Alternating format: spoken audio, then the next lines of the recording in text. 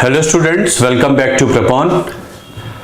Hope you are enjoying all the videos of Indian polity. We are doing a 50 topic series, 50 important topics on Indian polity for prelims 2022. अब तक हम लोगों ने कुछ salient features किए और preamble को जाना, प्रीएम्बल की हाइलाइट्स को जाना. आज करते हैं another very important topic, or you can say for the exams point of view a very important topic called fundamental rights, part 3rd of the constitution. Part 3rd of the constitution.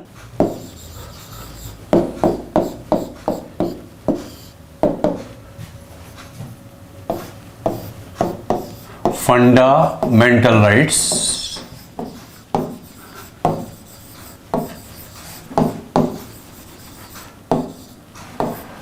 Article 12 to 35.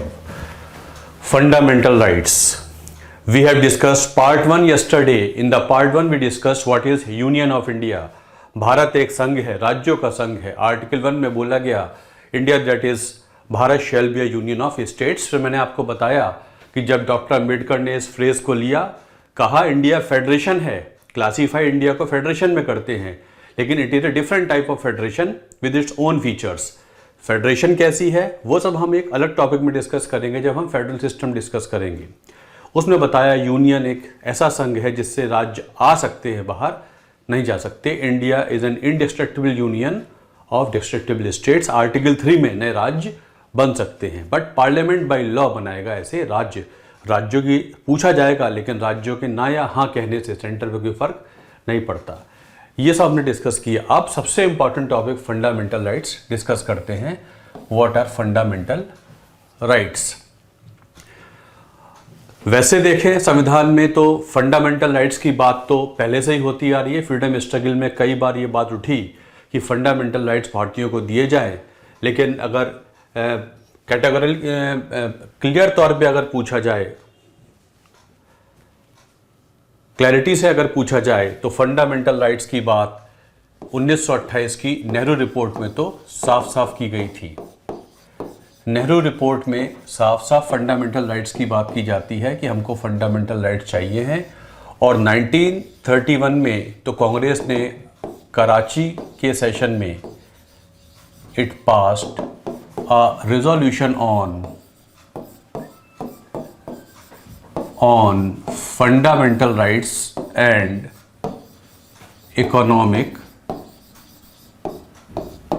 planning. ऐसा नहीं है इससे पहले fundamental rights की बात नहीं हुई. इससे पहले भी राइट्स की बात उठती रही है. एनी बेसेंट एक बिल लाई थी, उसमें बात हुई थी. स्वराज बिल आया था 1895 में, उसमें बात हुई थी. बट साफ साफ तौर पे देखा जाए तो it was in 1928 in Nehru report Indians wanted certain fundamental rights. Karachi में कांग्रेस का सेशन हुआ था, उसमें तो एक रेजोल्यूशन भी पास हुआ है फंडामेंटल राइट्स और इकोनॉमिक प्लानिंग में, ड्राफ्टेड बाय जवाहरलाल नेहरू. तो फंडामेंटल राइट्स क्या होते हैं? कॉन्स्टिट्यूशनल राइट्स होते हैं. राइट्स कई प्रकार के होते हैं. कुछ कॉन्स्टिट्यूशनल राइट्स होते हैं. कॉन्स्टिट्यूशनल राइट्स में ही कुछ राइट्स होते हैं fundamental rights.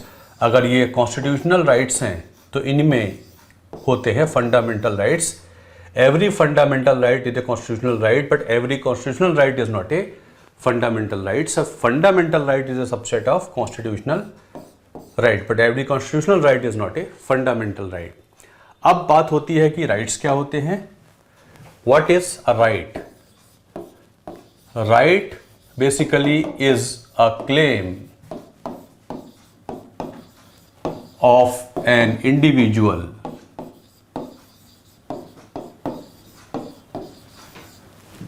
on the state. जो गवर्नेंस कर रहे हैं, जिनको अथॉरिटी सौंपी गई है गवर्नेंस करने की, उन पर व्यक्ति का ये एक क्लेम है. ये राइट्स हमको मिलने चाहिए. तो right basically is a claim of an individual on the state. State पे क्लेम है कि हमारे अधिकारों का हनन नहीं होना चाहिए, अधिकार हमारे होते हैं. स्टेट क्या करती है? State recognizes these rights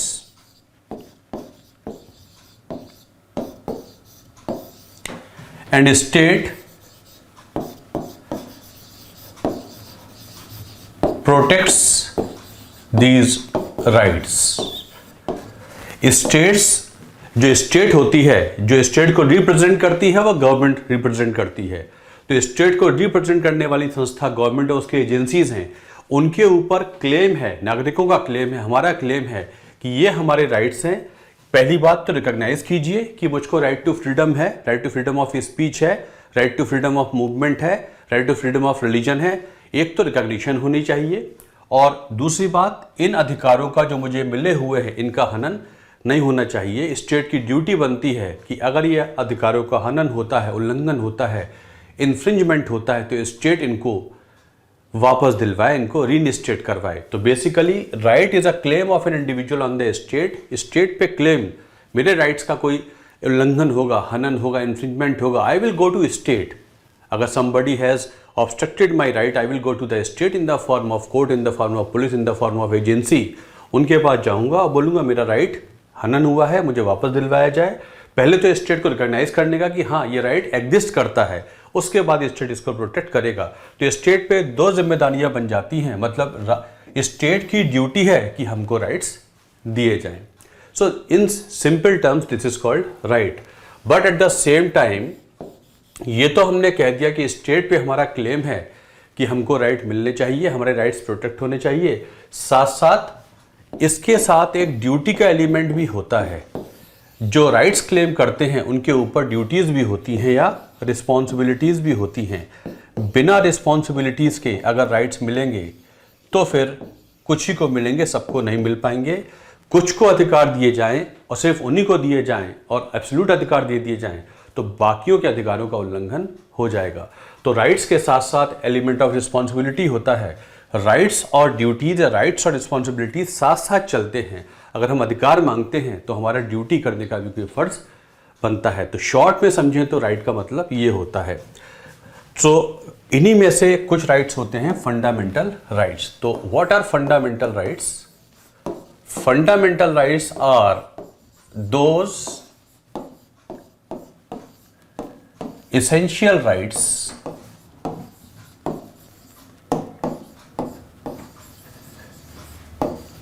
considered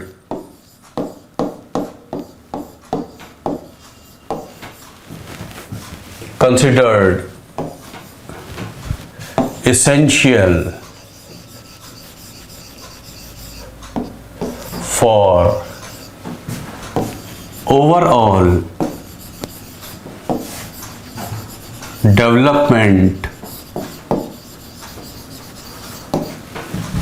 of an individual।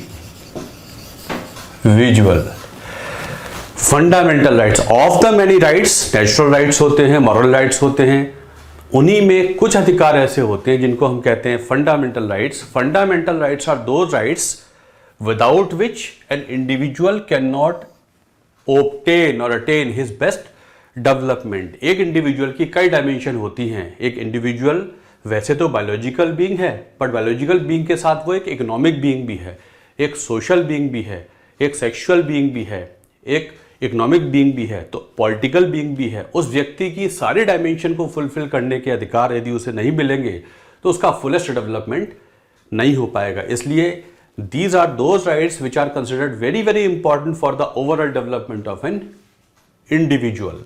Why overall development? Because without this development this individual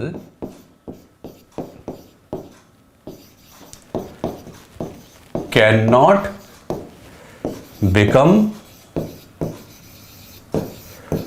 fully functional। कहने का मतलब है कि बिना ये अधिकारों के ये व्यक्ति, जब तक ये व्यक्ति पूर्णतः विकसित नहीं होगा तब तक इसका बेस्ट पोटेंशियल इस्तेमाल नहीं हो पाएगा। और अगर इस व्यक्ति का बेस्ट पोटेंशियल इस्तेमाल नहीं हुआ तो स्टेट भी बेस्ट डेवलप नहीं हो पाएगी, कंट्री भी बेस्ट डेवलप नहीं हो पाएगा। इसलिए देश के लोगों का पूर्ण विकास करने का मकसद ये है कि देश का भी पूर्ण विकास हो। इसलिए व्यक्ति के हर डायमेंशन को विकसित करने के लिए जो उसको ऑल राउंड अधिकार देने की गारंटी संविधान कर देता है उसे कहते हैं फंडामेंटल राइट्स, इसलिए इनका नाम है fundamental. These are so very basic to the dignified existence of an individual that without these rights it is understood that the person will not be able to achieve or attain his fullest development, and without citizens being fully developed it is unlikely that the country will be fully developed. इस premise पे rights दिए जाते हैं. So this is the basic you can say the basis of fundamental rights. So we have fundamental rights. Our fundamental rights have been taken from which source? American Constitution. Jawaharlal Nehru ने जो resolution लिखा था वो American constitution से ही govern हुए थे, और पहले भी फंडामेंटल राइट्स जब नेहरू रिपोर्ट में थे तो हमारा जो ऑफिशियल सोर्स है वो है द अमेरिकन कॉन्स्टिट्यूशन. वहाँ का जो बिल ऑफ राइट्स है वही हमारा ऑफिशियल सोर्स होता है फंडामेंटल राइट्स का चैप्टर. अब फंडामेंटल राइट्स कई प्रकार के होते हैं. जैसे पहली कैटेगरी है, इसमें कैटेगरीज हैं, क्लासिफाइड हैं, कैटेगरीज हैं फंडामेंटल राइट्स की. पहली तो है rights to equality. Rights to equality article 14 to 18. Rights to freedom article 19 to 22. Rights against exploitation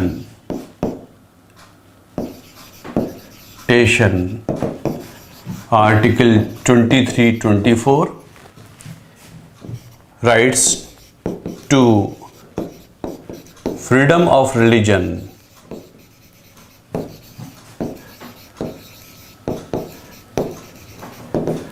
article 25 to 28.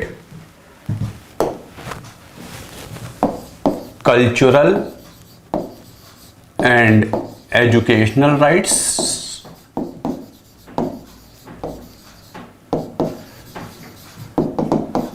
Article 29-30.